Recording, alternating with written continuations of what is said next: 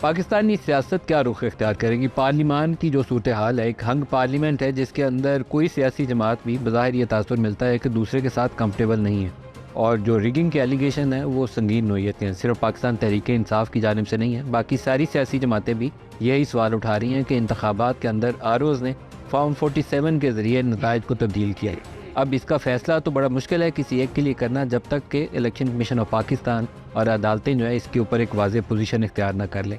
لیکن مولانا فضل الرحمان پاکستانی سیاست کی ایک ایسی شخصیت ہے کہ پاکستان میں پچھلے چند سالوں میں جو سیاسی اتحاد بنے یا پولیٹیکل مووز بنی، ان میں ان کا کردار بہت کلیدی رہا ہے۔ پی ڈی ایم بنانے کے اندر بھی روئے رواں یہ تھے جنہوں نے پیپلز پارٹی اور نون لیگ کو اکٹھا کیا، انہوں نے ایک بہت ہی پاورفل پولیٹیکل پوزیشن اختیار کی ہے۔ تو آج کے اس خصوصی پروگرام میں ہم انہی سے جانیں گے کہ انتخابات میں کیا ہوا اور آئندہ پاکستان کی سیاست کیا رخ اختیار کرے گی۔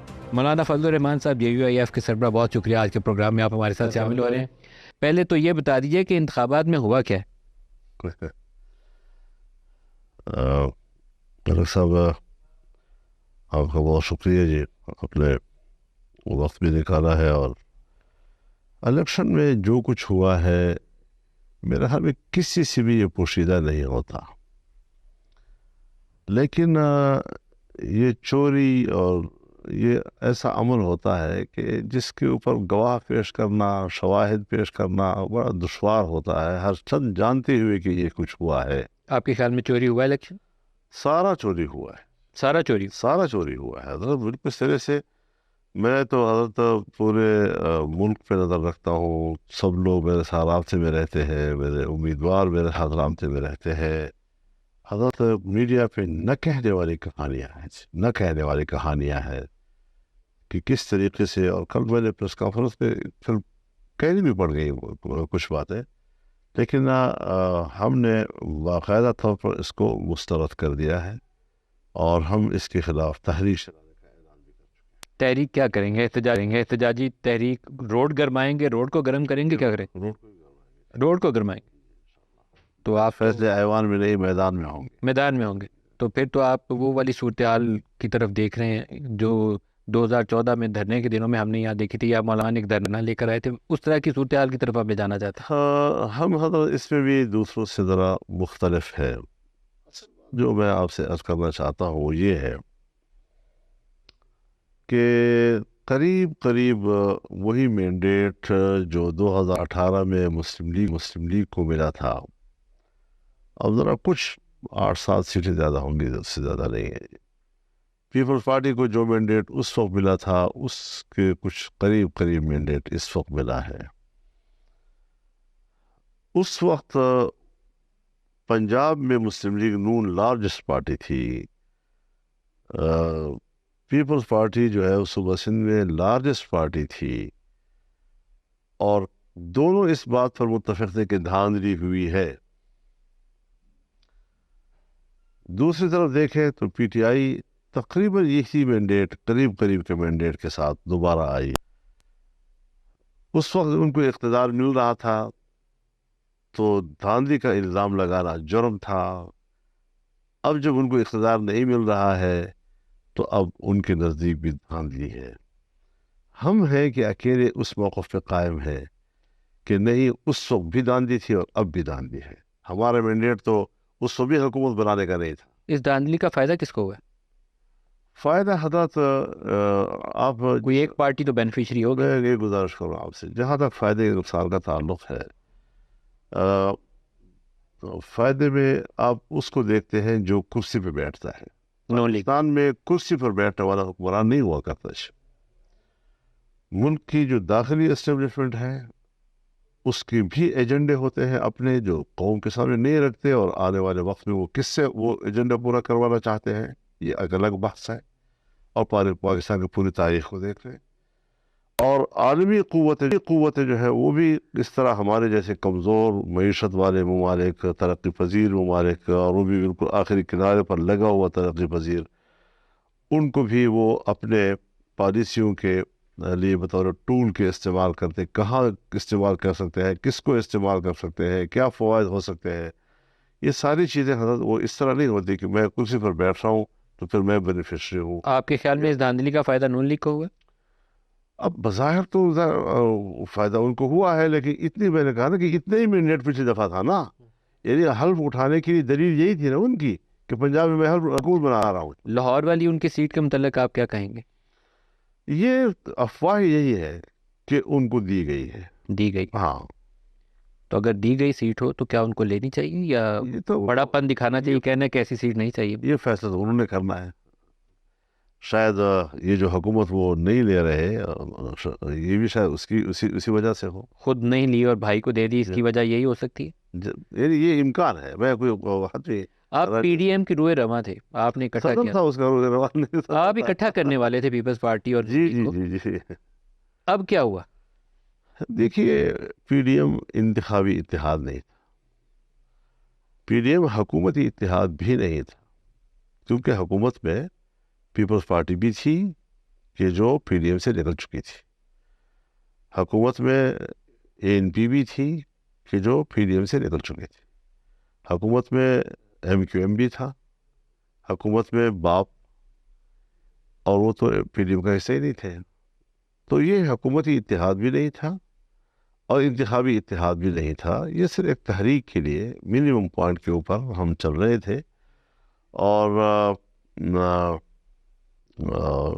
کچھ ہمارے اختلافات کے باوجود ہم اکٹھے چل رہے تھے، کیونکہ جو اسٹریٹجی تھی، جو حکمت عملی تھی، جس طرح تیار کی گئی، اس اسٹریٹجی سے ہمیں اس وقت اتفاق نہیں تھا. اور یہ ہمارے تمام دوست جانتے ہیں. کوئی ایسا نہیں کہ میں کوئی آج ایسی بات آپ سے کہہ رہا ہوں کہ جو صرف میرے زبان پہ آئی ہے اور باقی لوگوں کو ان کا علم نہیں ہے. ہمارے تمام اکابرین جتنے بھی سیاسی جماعتوں کے ان اجلاسوں میں بیٹھتے تھے کہ میں عدم اعتماد کے حق میں نہیں تھا جی، لیکن میں نے دوستوں کے لیے کہ وحدت نہ ٹوٹے اپنے اس موقف کی اور رائے کی قربانی دی تھی.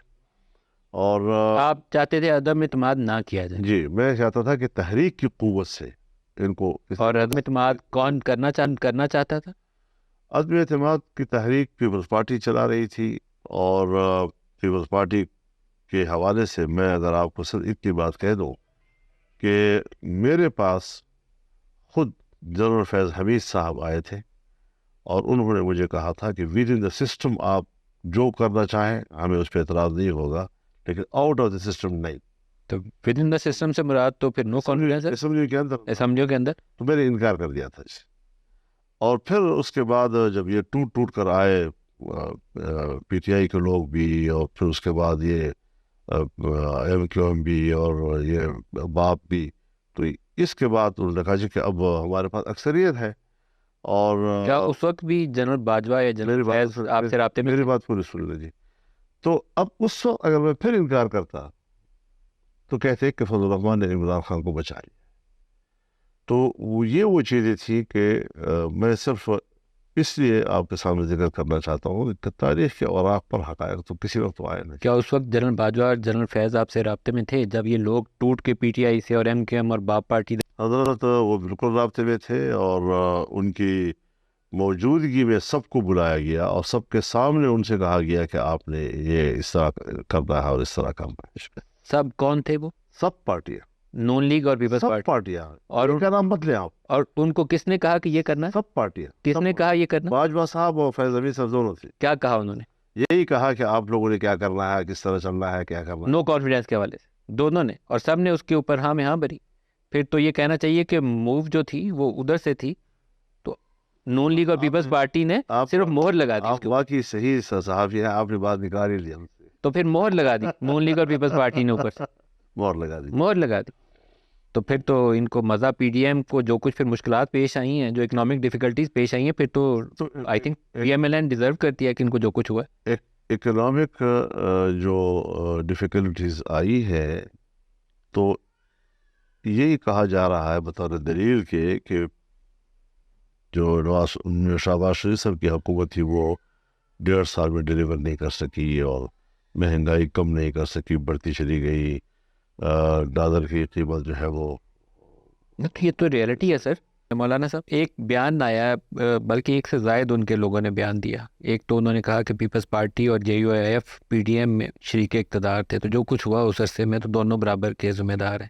دوسرا ریزگنیشن کے اوپر ایک رانا ثناءاللہ صاحب کی جانب سے بیان آیا، اور آئی تھنک یہ 25 مئی والا ذکر ہے جب دھرنا ادھر آ گیا تھا کہ اس وقت شہباز شریف حکومت چھوڑنا چاہتے تھے، مولانا فضل الرحمان نے منع کیا.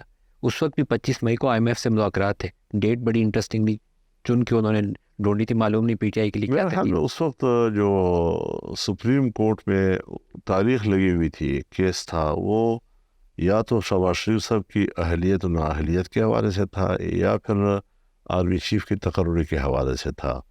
اب یہ اتنا بڑا فیصلہ اگر اس دن ان کے خلاف آ جاتا تو اس میں کوئی شک نہیں ہے کہ 2 دن کے نوٹس پر ہم نے شاہراہ دستور کو بھر دیا تھا جی. اور سپریم کورٹ اس قابل نہیں تھی کہ وہ پرائم منسٹر کو نااہل قرار دے کر ملک کے اندر ایک انارکی کا کیفیت پیدا کر دے جی.